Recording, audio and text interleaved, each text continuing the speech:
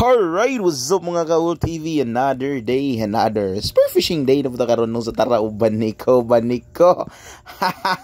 Managat na punta karon no. So iskapo sa realidad, likay sugo sa balay na punta tirada karon no. So karon day ako ra usa no, solo dive lang ta kaya nga to ang amigo nga si Zanija Numuad. Lasing.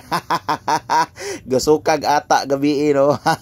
Nasubraan og kabugnaw sa iyang tiyan kaya alam mo to naman pa yung mga drinking session pero inom ginagmay ra gud ana ra ba likay sugo balay ra pud nga klase nga inom. Og mo na din tuno sa to tirada na ta diretso na din ta sit up sa to mga gamit kaya syempre balik naman taga pamana na pud ade ba. So mo to alas 6 kape no, alas 6:30 og syempre mao mo ginatong ginabuhat sit up sa to mga gamit dayon no kaya mao lagi tarungon na to ni kay basin niya makatira tagwa na ni Kabaw Pursali. So mo to atong line no atong ginanggina prepare og tarong no atong ginasukudaan kung asar tataman limit sa karon no kaya murag dugay bag-uhay pa bibuta ka balik og pamana kani atong pamana nga style nga kanang ingon bang escapos realidad ra ba kanang halos bitaw panarbaho niya di opra nga to ang kuan ato ang puslanan. So mo to gisukod na to naarta sa mga pulo kadupang ato ang atong panaon karon. So mo to diretso na dayon no kay matag sit up so kani atong gigamit kisa nga to ang shotgun no mo siya ato ang shotgun dugay na kay nakaunay nga spear gun grabe na kay nig memories na to no. So pangutan-on ko ninyo pila ka buk napatayan ni nga isda maihap ra puros tambod. So mo to kani nga atong style bitaw sa ato ang pag breakaway sit up no kay ato gining likayan ni ato ang line nga di magkagubot-gubot sa taas no na di tay gitawag nga line management. Naay mga line management no or mga waste out waste. So diri natin na nag-drop ta din ta no manam tag warm up didto natin nakit-an diri nga kuan dai no usa ka Golden Trevally dako-dako unta nya wa ko kabantay no ni action na non siya pabalik taro ko to galagom mo dako-dako unta sayang kayo wa gid siya miduol akong tantukuyon nya mura kog na kurat-kuratan sa pagtukoy ba kaya ako ang kuan hangin kay murag na short gamay. So mo to resurface na dayon tanong so diri sa pagpamana no nagita gitawag nga self control no kaya kung asa ta limit nga pag-dive didto gid no di kita pugos-pugos mo ginaibutan na to sa to alimpatakan taga-dive na to no kay safety first kay magkinaunsa magani sa ilalom Jesus ko waraboy makatabang na to no. So mao gina dapat kinato ang ginabantayan o ginalikayan no kang naata sa ilalom is di ta masuya sa isda kay no fish worth for your own life.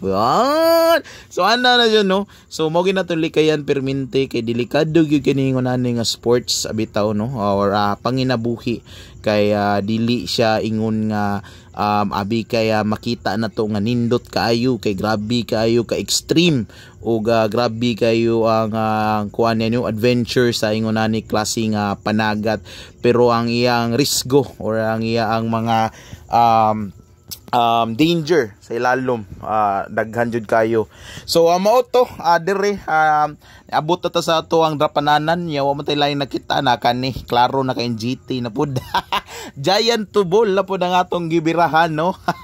So mao to resurface ta dayon. So ang ako ang line is nagkagubot which is atong shooting line no. So mao po niya akong wa na ko mabantayin no sa pagsugod nako sa pagpamana ato na po ko dito sa daplin nalimot ko og nalimot ko og tarong daan sa akong shooting line. So moto nagubot diretso na dayon. So sige lang okay ra man dihapon no kay taas-taas pang putag hangin no. So o kanindot ra pud ani is breakaway so pwede ra man gid po nako buhian gid nako to ako nga spear gun dito si lalom no. Pero okay ra gyapon kay sa masong gingon is komportable na pud kay ta sa ato nga sakto sa kalawmon gihapa-hapaan no. So ana na siya. So mao ginay kuan po nato no mga tips and ideas sa pagpamana no. Mangita gyud ka og kanang kuan deepness nga mura bitaw kanang kampante kay ka sa imong kaugalingon.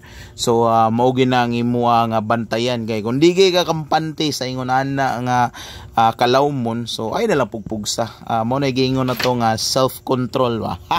So mao to klaro na kay daan ang ato ang pangsinugba.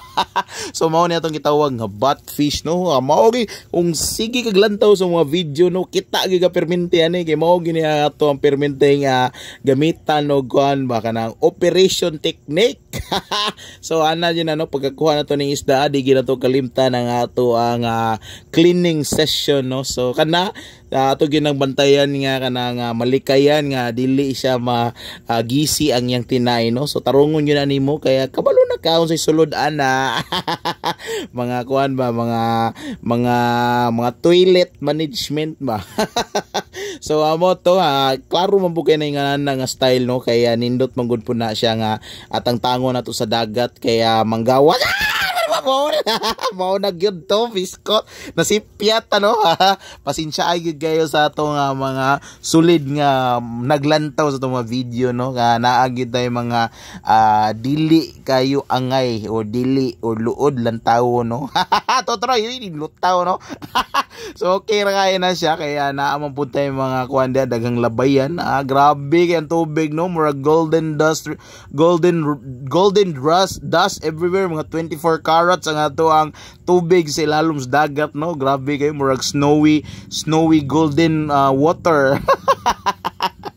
Grabe lipay kay mga labayan pero okay ra gyapon no, kay nalimpyo na tong tarong. So good sa gyapon, balik na pud pamana si lalom. So dire balik na po tag-drop. So ani nga part is na naara ta mga ari mga 15 to 16 meters lang ta down no.